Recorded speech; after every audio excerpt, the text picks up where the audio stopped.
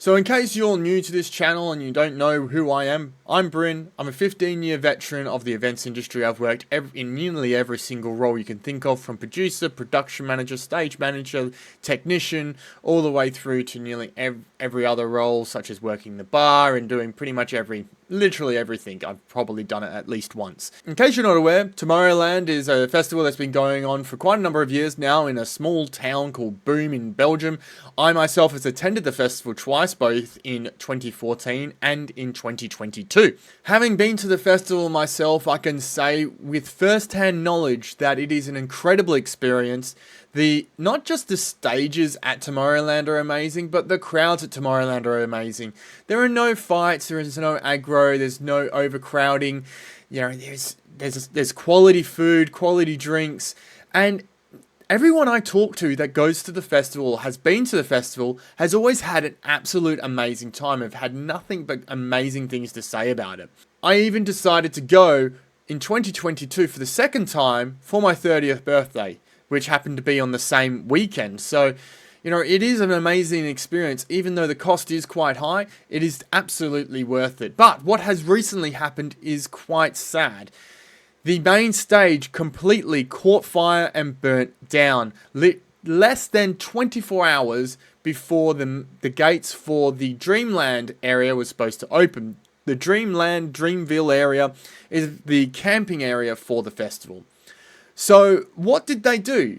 Well, they basically, the fireys came in, the firefighters came in, put out the blaze, and then they rebuilt the stage within 24 to 48 hours and had the festival only start 15 minutes later than they prescribed after the fire had started. So in the terms of event production, that is incredible. So what caused the fire? Well, the fire took place at the top left-hand corner of the set, house left, stage right area of the set. Now, it's hard to say exactly what started the fire because, you know, we're not part of the investigation team. But my hypothesis is that it was a firework that set it off. There's two reasons for this. One is I've seen fireworks cause fires at festivals before, whether that be at Tomorrowland in 2022 when the library stage, or at least it looked like a library set piece, there was a fire behind that stage, and also at Ultra 2019, where palm trees were on fire because fireworks let them off. I think it will be fireworks as the cause. The second reason why I think fireworks is the cause is because there was a statement put out by Tomorrowland just after the fire when they were announcing that that the festival was still going to be on. They said the main stage was still going to be on. They said that they weren't going to be using fireworks for their shows. Ended up being false. Fireworks were definitely used when they reopened the stage. However, at the time they announced that fireworks weren't going to be used. So that leads me to think that it was a firework that set off the structure. Now, you might be wondering, why were they setting off fireworks? They probably weren't. It was probably caused by heat. Maybe there was a mirror glass effect where the sun hit a piece of glass in the set, and it could even be from the fixtures themselves, the lighting fixtures, and it reflected down onto a surface, and then that surface created heat, and then that caused the fire. We just don't know at this stage, but my hypothesis it was a piece of firework that went off or exploded in the set, and that suddenly caused the whole set to come alight. Now, we can see from the video footage and from the photos that this set, as soon as it caught alight, there was no stopping this fire. And you might be wondering, hey, why did the set not be fire retardant? Why didn't they use fire retardant materials in order to keep this thing from happening? The problem is with fire retardant is that it's only meant as a stopgate, you know, small fires breaking out and then a monster fire breaking out. It's not completely fireproof. Sets to be fireproof in its entirety is nearly impossible with the current materials that are used for these size of sets. It's a lot of polystyrene, wood, a lot of chemical oil-based plastics which are used to create these amazing set pieces. It's really impossible to create a set which is completely fireproof, especially at this scale. So when these set pieces came and it was all set up and the fire started, there was no real stopping to this fire because of the heat of the fire and also the speed at which the fire came through. Now, if you're from a fire country, maybe, or a fire area, you'll understand that fires can start very quickly, they burn very hot, and sometimes they are just impossible to stop. If you live in LA or if you live in Australia, you'll understand the threat of fire very, very acutely. And I think this is what happened here. The fire was too quick, it burnt too hot, and there was just no way to stop that fire when it had started. And it continued to burn all the way through the set piece, and it burnt all of the lighting fixtures, it melted all of the structure, it melted and destroyed all of the speakers, and more or less made all of the production for this festival a complete write-off. In terms of replacement costs for this festival, now, all of this gear is insured.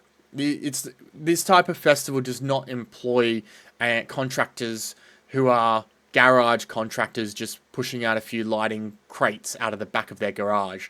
This is run by monster production companies. I know that when I was there a couple years ago, the lighting was run by PRG, a conglomerate, one of the biggest lighting companies in the game, and they use a whole bunch of other providers throughout Europe. They're using L-Acoustica sound systems, which are not cheap speakers. They are one of the top industry standards for festival speakers, and the replacement costs for the festival will actually hopefully be very low. Hopefully insurance will cover a lot of it. Of course, their premiums in the coming years will be extremely high, but hopefully their insurance will cover the majority of it. But the replacement cost for all this equipment will absolutely be in the millions and millions and millions of pounds. Tens of millions of pounds worth of equipment was lost in that. I don't want to try and speculate how much money it was precisely. I can only guesstimate, just without even looking at the exact spec of what they were using. 30 million off the top of my head. Let's just go with 30 million to 50 million pounds worth of product loss. We're also not taking into account the 2 years of preparation it takes to build this set. They have full-time people working on the set design of this festival. And as you can see from the video that I'm showing you behind me, it looks incredible. And it looked like it was ready to go. It was show ready. They were just testing all of the lights. They were testing their program sets. It looks amazing. It takes 2 years to build a set with a full-time team to make a set like that. It requires so much technical expertise, from rigging to architectural engineers through to lighting designers and creative experts to create something like that, and it doesn't happen overnight. All that money and lost wages is completely lost. The Tomorrowland company, will never make that money back. I've only just scratched on the surface of this story. The real story is not just that the fire happened, it is that the festival bounced back like you wouldn't believe. The amount of support from the community and the people going was tremendous. And people didn't just ask for their money back, they decided to support the festival and go regardless. Now, there isn't any story or any notion that there's going to be any sort of refunds at this stage, only because all of the artists are still playing and all the other stages are unaffected by this. It's only the main stage. Now, you might be thinking, a main stage, though, that's the pinnacle of the festival. And you know what? Most of the times you would be right. Tomorrowland has a whole bunch of other stages, and in their own right, with the amount of creative design, the size, and the scope of these stages, these could be main stages comparable to other festivals in their own right. And you are still getting the Tomorrowland experience regardless of the main stage being completely destroyed. The amazing part of this story is the fact that the team at Tomorrowland, their production team, its suppliers, its designers, were able to come up with a festival design within 36 hours and deliver it on time for the festival. All of the main acts were still able to play on the Friday as planned. While the timings might have changed slightly, which is understandable, all the acts still played. And it was live streamed. That's even more incredible. I mean, most of the live streaming equipment would have been front of house. You know, that wouldn't have been affected as much. Maybe the on-stage cameras, if they had them ready to go when the fire broke out, would have been destroyed. However, it wasn't as much as a big deal for the live streaming. What's incredible is that they were able to deliver the stage, the LED, lighting, and audio all on time for the start on Friday. And that is a real testament to the events industry that a lot of people don't see. Hey, future editing Bryn here, and I was about to go into a whole spiel about how Metallica helped Tomorrowland rebuild their festival main stage with different components from their EU tour. However, it seems like it's just come to light that that was in fact false information that was passed from basically people who are not authorized to pass information, and it was misconstrued by the media, and it kind of blew up as in Metallica being like this saving grace that saved the Tomorrowland main stage, and it is in fact false. It is not true that Metallica helped Tomorrowland by sending equipment over from its storeroom in Austria to the main stage area for Tomorrowland. Now, my source for this is a pretty well-known source. It is the EMEA manager for PRG and PRG Production Resource Group, which is one of the biggest lighting companies in the world, a bit of a conglomerate, if you might say, and they are in charge of all the lighting for the festival, well, for several stages at least for the festival, including the main stage. I have an interview with the EMEA manager for PRG stating that the miscommunication comes from a previous interview where Tomorrowland has said that they used, or representatives or crew or someone has said to the press, we have towers, the actual structural towers, the rigging towers for our audio system. They are like the towers from the Metallica tour. Keyword like, not is. So it's not the towers that we used for the Metallica tour. They are like the towers that were used for the Metallica tour. And I think that's where the press have just grabbed this. You know, they've sunk their teeth in and gone, oh, well, okay, then it must be Metallica has provided all of these truss towers, the audio, the video, all of this information. Again, as I said before previously in this video, you know, a lot of this is all, because it's happened so quickly, a lot of this is still a developing story. You know, there is obviously the component where people have said the video has come from Metallica's tour, the stage has come from Metallica's tour, the audio has come from Metallica's tour. I think it is presumptuous for us to presume that all of this stage has come from Metallica, which I don't really believe is true. Maybe one component is, but the fact that, you know, the EMEA manager for PRG is saying it's false leads me to believe that's probably the case, because that's a much more reliable source than news articles from various news outlets. In fact, I think what's happened is that media has just grabbed onto this and they've taken key words out of what has been said, and now we're in this conundrum where everyone's saying, oh, Metallica saved Tomorrowland, and I don't think that's true. And I also don't think it's true because Metallica themselves have not come out publicly and said anything. And if it was true, I think they would have come out and said by now, hey, we're providing our stage and all of our equipment to Tomorrowland because we respect music and blah, blah, blah. It would have been a great PR moment for them. At the end of the day, I think Tomorrowland suppliers were able to source all of the equipment, staging, lighting, video, audio, all in-house, or was able to cross-hire it from another source. And I don't think it came from Metallica themselves. That's my personal opinion, looking at the facts that I have at the moment. Anyways, back to the video. So what does this mean for the industry moving forward? I think it's not going to have any real effect. Whenever you do an event in the EU or UK, you have to submit what's called fire certificates. So if you're building any sort of set anywhere really, your production manager or safety manager will be asking their suppliers for fire safety certificates. So if you're supplying, say, benches, you're supplying any sort of set pieces, you're supplying tables, all of that, the manufacturer of those tables will have what's called a fire certificate, and basically it details all the different materials that makes up that particular piece of equipment or set piece or furniture or whatever, and it tells the safety people what the material is, what its fire rating is, and if it has any fire retardant on it, or if it's, basically the likelihood of it catching fire. And I've many times had to collect these and send them off to the health and safety person for the festival or the event or the conference or whatever. And usually it's okay. I've never had a problem with anything I've sent through. Not to say there isn't, but for whatever I've sent through, it's never been a problem. As there was no deaths involved in this fire, thank God, and no injuries, which is a testament to the health and safety plans and the evacuation plans of the festival.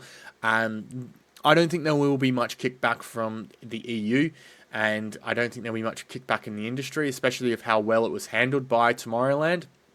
However, it is a nice reminder, well, not even a nice reminder, but a real hard reminder, I should say. Not a nice reminder, a hard reminder that this stuff still happens to the biggest of festivals, to the best of festivals, and that we really need to be vigilant when we're production managing, or running a festival, or running an event of any size for that matter, that these things do happen, and that fire is a massive threat to the experience and to your event. And it's the last thing you ever want to have happen. And this festival, what's happened to them is literally the worst thing other than death and injury that could happen at an event site. Literally everything burns down 24 hours out, and you've got guests who are arriving the next day. That is, even their team was like, we did really well to get through it. I don't want to do that again though. I do a few reacts on this channel with other festivals and other events, and I have to say, from an event production, event management, producing standpoint, I would not have done anything different to what the Tomorrowland team did. Sometimes I poke holes in other events where people have colossally screwed up, and that could be, Fire Festival is obviously an easy one, Woodstock 99 an easy one, and even Ultra Music Festival 2019. Again, when you were there, if you were there, you would say, yeah, that's an easy one to poke holes at. However, at this one, as far as I can see, other than obviously the fire starting to begin with, which could have been done by natural causes, force majeure, we just don't know yet. As I said before, we don't know. In terms of how they handled it, how they ran from having a burnt down stage to getting a whole new stage in and still running the show on time, more or less, there's nothing I would do differently. It's quite amazing what they did. And all the suppliers, the 200 staff that they had on site building it, the sleepless nights, I don't know if I would have done anything differently, because they were still able to produce something that was worthy of the Tomorrowland brand and worthy of people paying that ticket price. And if you look at the people in the crowd during these performances, everyone's loving it. Everyone's having a good time. Everyone understands that, there's nothing Tomorrowland could have done to prevent this. Maybe in hindsight, definitely, you have someone there as soon as that firework or whatever it is started, you have someone with a hose ready to go, like, I'm going to get this fire. Or a fire extinguisher, like, yeah, I'm going to knock this fire out. But really, there's nothing really they could have done. Force majeure, whatever the case may be, it is what it is, but they worked and they overcame it. And you know what? I don't give claps often, but claps to them, and I think it really paid off. Their hard work paid off, and they did exactly what they said they were going to do. You might be wondering, what does this mean for Tomorrowland moving forward? Well, I think it's too early to tell. The festival will still go on. It brings over 400,000 people a year. It has done for over 15 years, or whatever the amount is now. And I don't think they're going anywhere. It is a massive brand. They have a record label. They run more Tomorrowlands in other parts of the world. They do Tomorrowland Winter. The Tomorrowland Festival itself, it owns the land it's on. It's got a 100-year lease, or it was like a stupid amount lease from Boom to the town in Belgium to continue doing the event for years to come. So they are really sort of set in staying there, even with this tragedy. I think that the costs involved are going to be in the millions, but I think a lot of it's going to be covered by insurance. And I don't really foresee them going anywhere. There's too much. The brand is, the way they handled this, and the brand itself those two together are two big forces. They handled it really well. They've got a massive brand with a massive following. It's known as the best festival, one of the best festivals in the world. And to be honest, don't really disagree with them. It is one of the best festivals in the world, and I think they're going to be fine. I think there's going to be plenty of Tomorrowlands later on that you can go to. If anything, there's just going to be more harder health and safety watches. They might do something different with the fireworks or whatever caused the fire. They will obviously work so that they don't happen. That sort of thing doesn't happen again. I hope that they release what the cause of the fire was so that we can learn from it, so it doesn't happen again at other festivals, and so we can still have stages. We don't have to worry about our stages catching fire. Anyways, my name is Bryn, and if you were at the festival, I'd love to know what your thoughts were. What was your experience at Tomorrowland 2025? Did it lead up to your expectations, even with the fire destroying a stage? What was people's reactions? I'd love to know, and I will see you on the next one. Stay safe, stay pretty, stay happy. I don't know what my slogan is for exits now, but I guess that might be it. Anyways, catch you later. My name is Bryn, and I will see you on the next one. Bye.